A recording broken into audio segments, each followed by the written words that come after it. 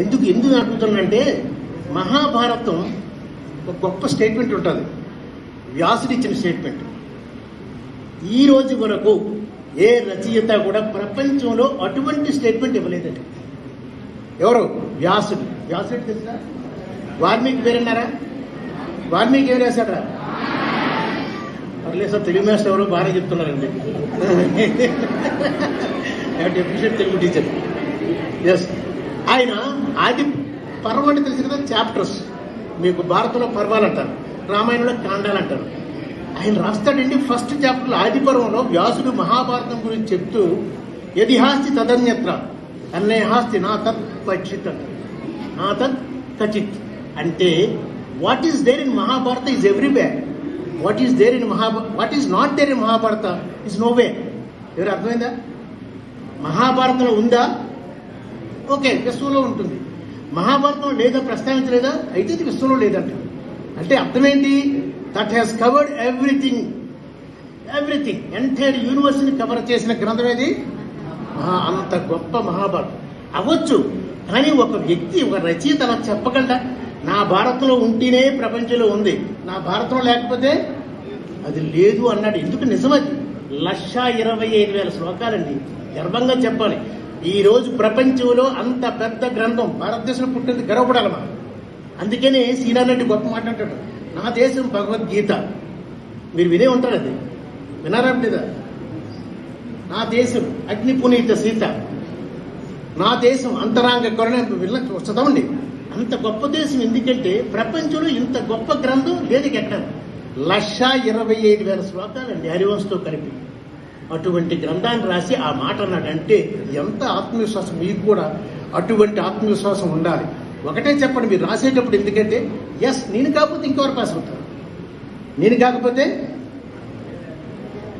ఏమనాలరా? అనడానికి కూడా భయపడతానరా? ఏమనాలి మీరు పరీక్ష రాసిన తర్వాత? నేను కాకపోతే ఇంకెవరు సెలెక్ట్ అవుతారు అంటే అలాగ అనుకోని కూర్చుంటే మాత్రం ఎవరు రాదు.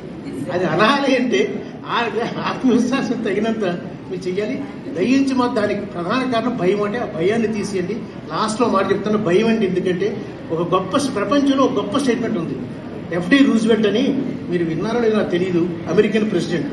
4 సార్లు గోట్ ఎలక్టెడ్ 4 times. ఎన్ని? 4 times ఎలక్ట్ అయిపోయింది. మీకు ఆశ్చర్యం రావాలి ఎవరికైనా.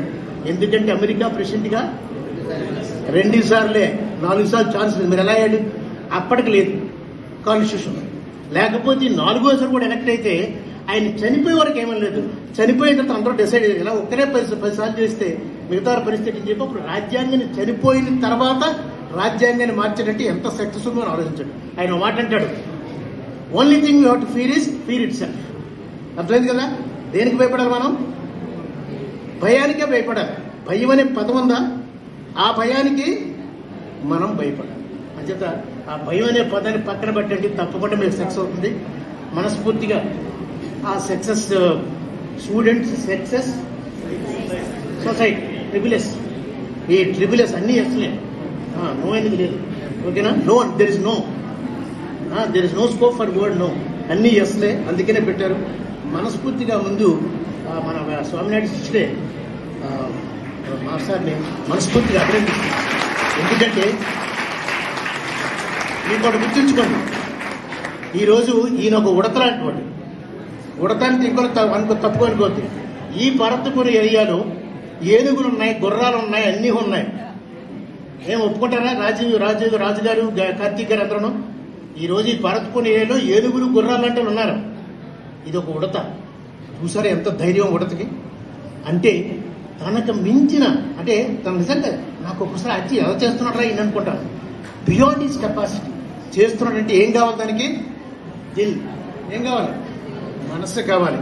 అంచేత అంటారు, నీకు మనసు ఉంటే మార్గం లేదా అని గుర్తుంచు, అంతేగాని తరువు ఉంటే మార్గం లేదా అన్నారు. అంచేత అలాంటి మంచి మనసు ఉంది. I whole heartedly appreciate gentle man. Please keep doing. అర్థమైందా? సొసైటీ అంతా నీతో ఉంటారు, ఆ భగవంతుడు హెల్ప్ చేస్తాడు. So thank you very much for having given this wonderful opportunity.